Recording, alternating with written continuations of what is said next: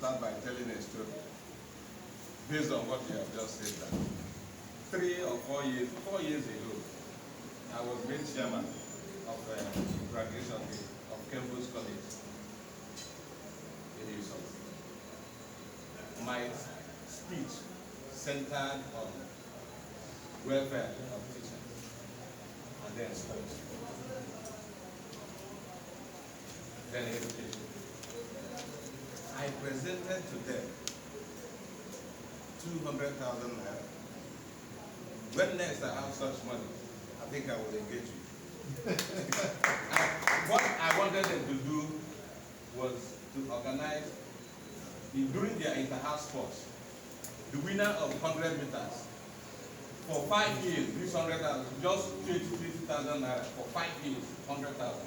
Then another 100,000 for graduating students to write essay. The best student will get 20,000 naira every year.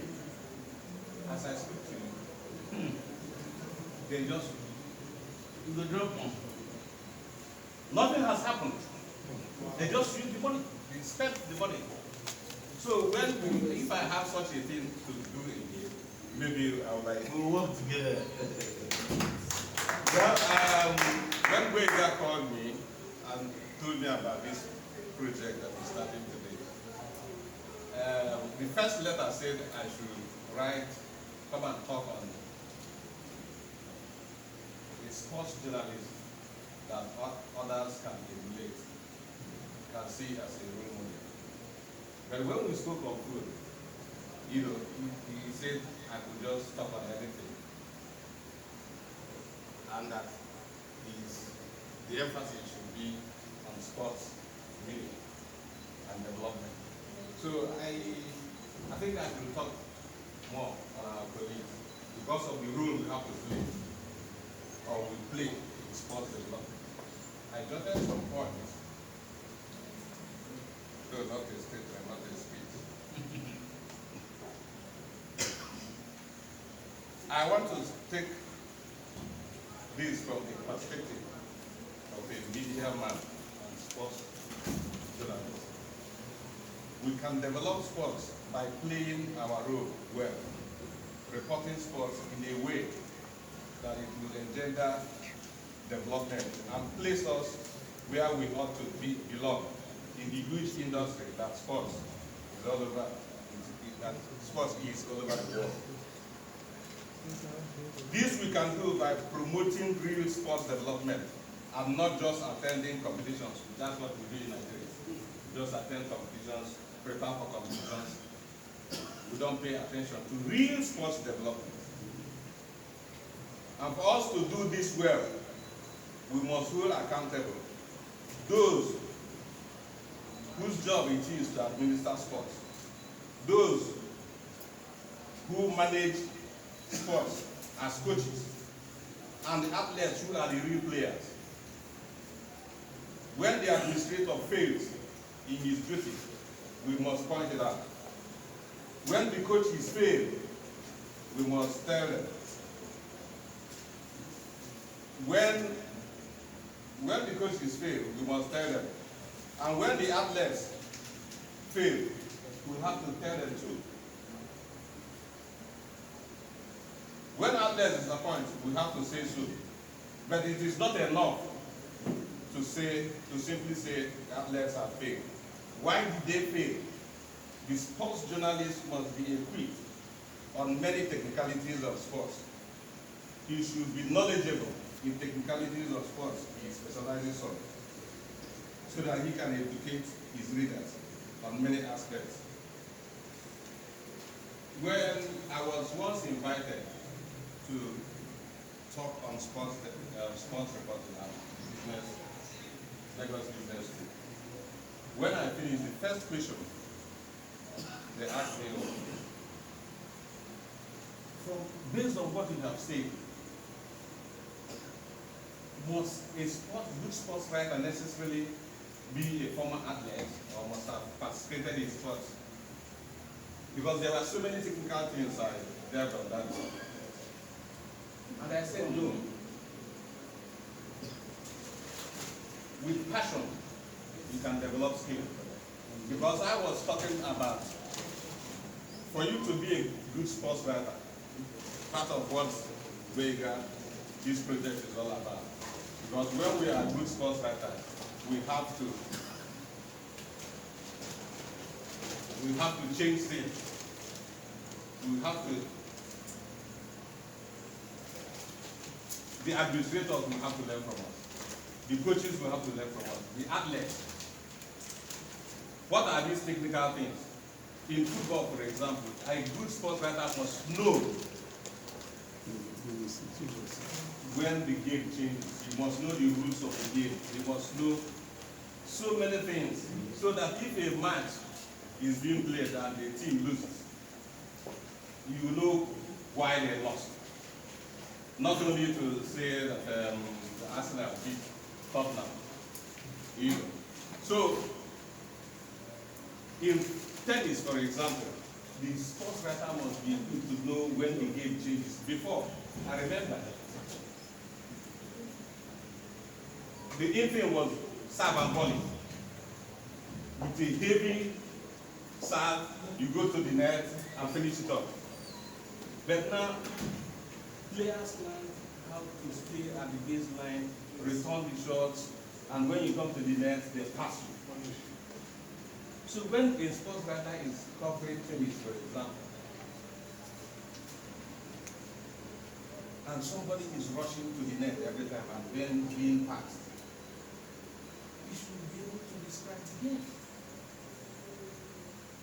Gentlemen, many years ago, Brazil was at the top with their samba football. Samba football was everything. Then what happened? Brazil even had to come to Europe. Many of their players came to Europe for them to get back their game after the Europeans seized up everything. Italy introduced euthanasia. You know, you score, you close up the defense. Brazil believed in attack. You know, if you score them one, they will score two. If you score, but what happened? Italy and most of the European countries now developed the system of close matching. So the reporter must also know all these things. You know, so we in the media, we as sports journalists, must be equipped. If we are not equipped, we cannot have development of the game.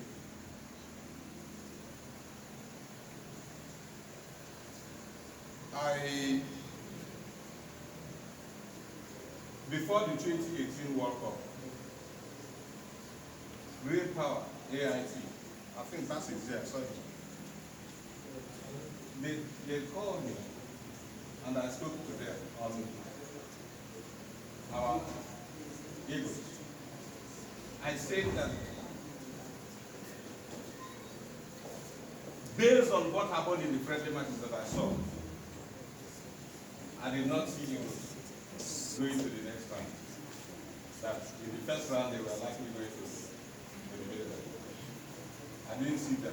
What I saw in the friendly matches, because they asked me why I felt that Eagles didn't have the team to move to the next round.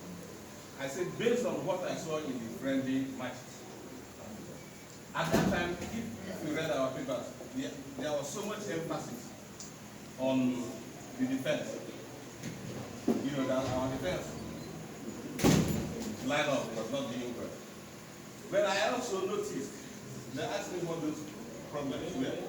In those friendly matches, I saw a gap between the defenders, the last four, and the midfield. So through passes we are catching them, you know, unawares. I saw also gap between the midfielders and the attackers. It is not enough to say, man, yeah, gentlemen, mark man to man.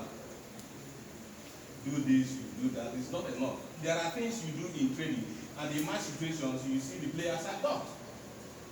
So these were so many things that I saw, and I said in that interview that I didn't see these players correcting those flaws in 2-3, because it was just 2 or 3 days to the World Cup. And there were so many. I saw strikers. There are basic things you do in football. I saw strikers. If you are coming from the right, for example, who does the first post, second post run, first post, second post run? Nothing like that. So if two strikers are running at the same time, and 2-3 defenders are there, what happens when you don't make diagonal runs? So I saw many of these things in our team, and I felt that it will be a miracle for us to get to the second round. Even at the World Cup proper, when we were playing Argentina,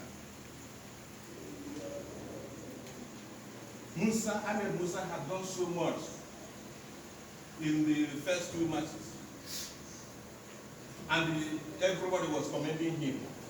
In that match against Argentina, he wanted to do so much again to justify the praise he was getting everywhere. In the first half, he was running everywhere. Ahmed Musa was running everywhere. So in the second half, expectedly, he went out. He was tired. Gboyega did not notice that Musa was not in the game anymore. At a time, Mikelobi was not running. Gboyega allowed them until the last minute. They scored us and they tried to make things. So, sports development, I'm happy you brought up this media and sports development. With media, we can influence sports development. Media, we can influence sports development. I will tell you the rules that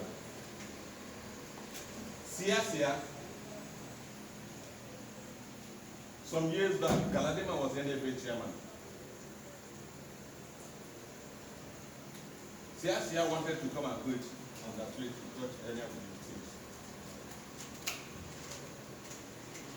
He applied. They gave the under-20 job to Kapara. I did a piece in my column.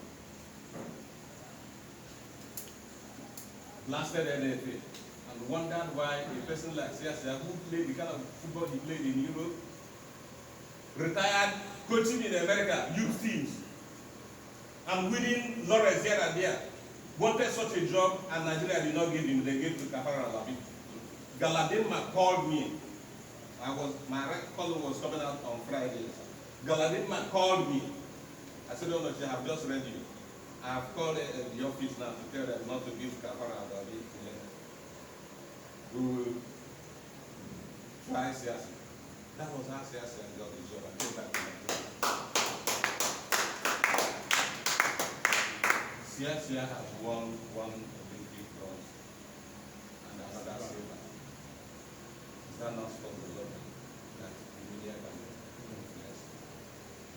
I was in my hotel room with Galadima, with Megari, when we lost in Abuja. The friendly match we were playing.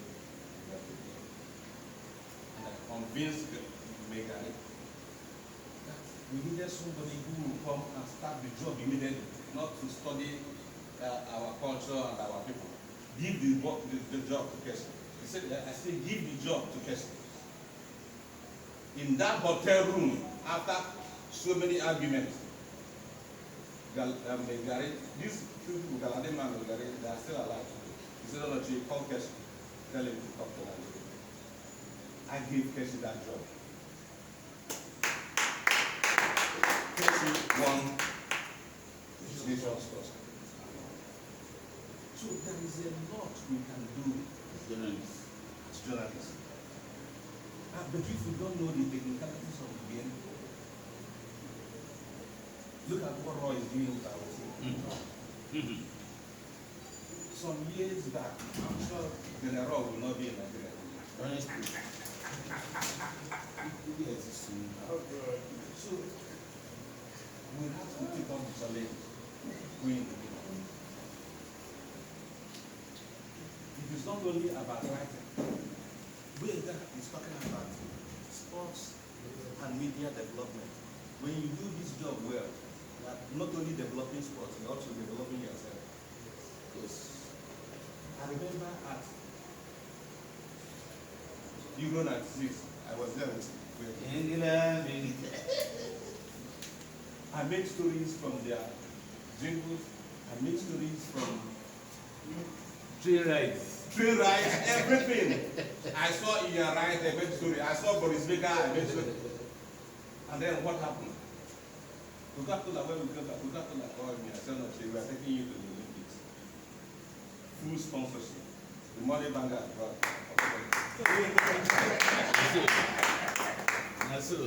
You know, some 15 years ago, the sports commission in this country called me one morning and said, I like the way you write sports. I like it, especially football. I'll do something for you. So 1 or 2 months after that, I called him. He said, where you the one that I said, yes. Eventually he did. And my monosuit was very thick. Unsolicited. Unsolicited. So, gentlemen, I'm happy Gboyega is starting this thing. From time to time, let us meet. We have to go, like I said in this, sports writers will have to play a major role in transforming sports in Nigeria. And when you do that, it will rub off on you too. Thank you very much. Yeah. I'm a bros. I have to thank you for this. Yeah, I also pray that God will be with you. Amen. 60. They say that in Dutch, they say